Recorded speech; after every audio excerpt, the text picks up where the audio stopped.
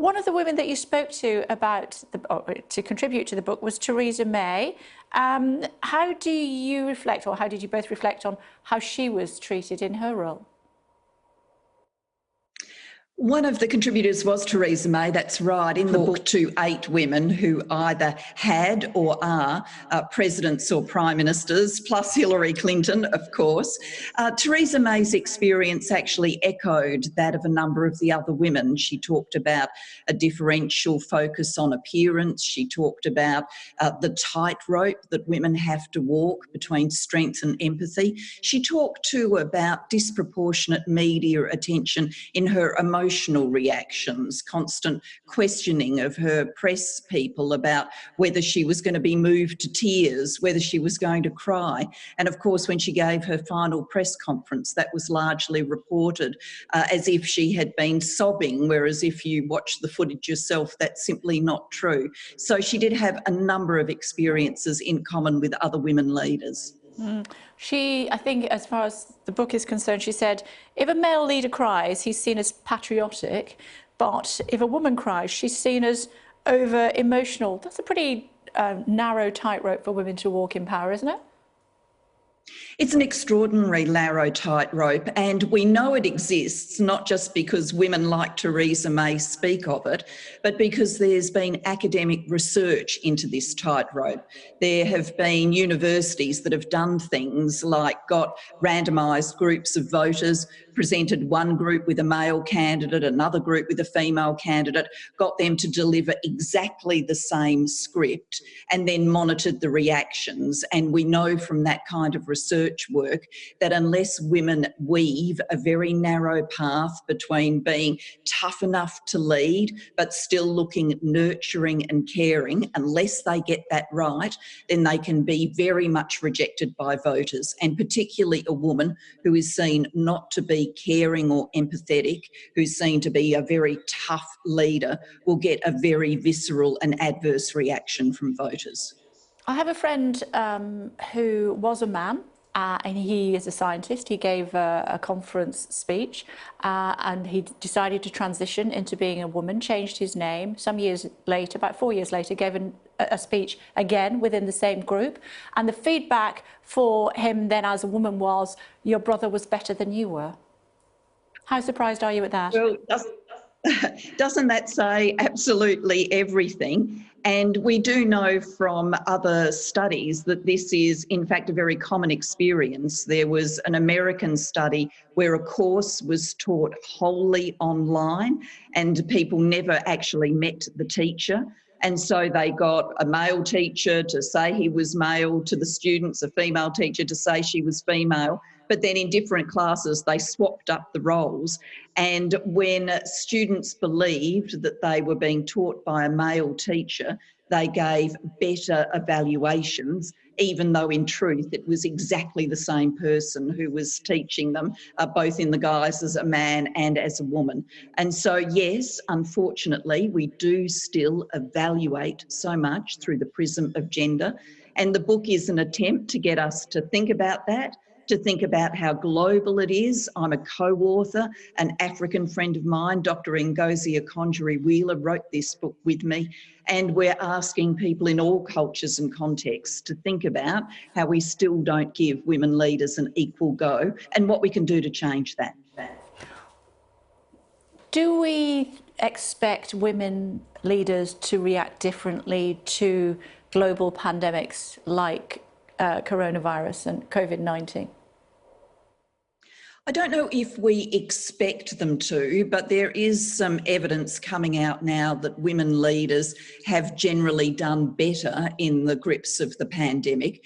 This is actually UK academic research from development economists, and the conclusion that they come to is that women leaders are more risk averse than male leaders. Perhaps they intuitively know that women do still pay a greater price for errors, and as a result, the women leaders of countries tended to go for quicker restrictions to control the spread of the virus, and that has been a good strategy to save lives and to minimise illness. I do want to talk to you, of course, about Tony Abbott.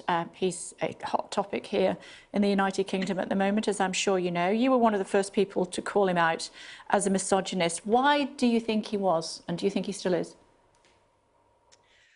Well, I said everything I needed to say about that back in October 2012, and that speech is still doing the rounds all of these years later, and I stand by every word of it, but I don't think that I need to add to it. So I put my views on the record.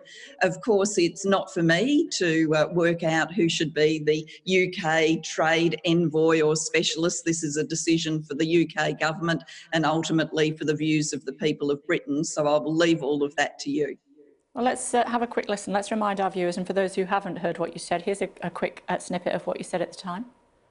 I will not be lectured about sexism and misogyny by this man. I will not. And the government will not be lectured about sexism and misogyny by this man. Not now, not ever.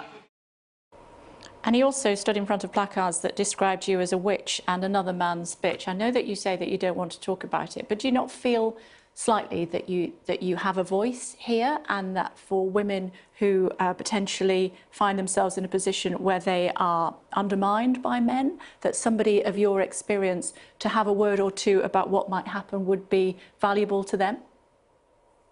Oh, I certainly do think that I've got a voice, and having had those experiences that I spoke about in 2012, it's motivated me to go on and to try and get the message out about women, about gender equality.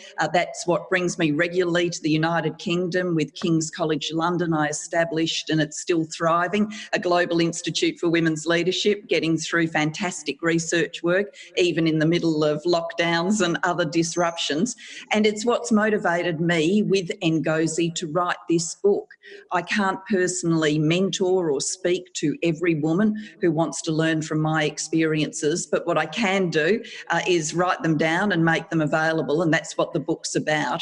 I do wish that I'd had a book like this when I was starting out, because I think forewarned is forearmed, and if you can think for yourself how you will deal with those gendered moments when unfortunately they inevitably come, then it will be an easier time to get through than just encountering them, as I did, and trying to work out what to do in the moment. Yeah, but you are a strong woman, as am I. You know, we don't tolerate misogyny, and younger women who are trying to bring up the greasy pole with us are looking to women like us to support them. When you call out somebody as a misogynist, is it appropriate that he potentially then is a trade envoy for a country the other side of the world, and the health secretary of that country saying doesn't matter what he said previously because he is good at trade? How does that make you feel? It infuriated me. What about you? Well, I've been through too many of these kinds of experiences to end up being infuriated.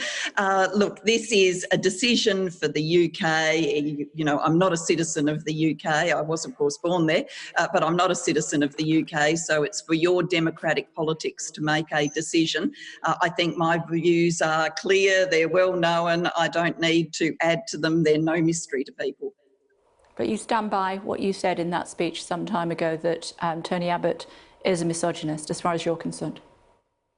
I certainly stand by every word of that speech. I doubt that I'll ever be able to put it better in my life than the things that I said that day on misogyny, and so I'll let that speech speak for itself.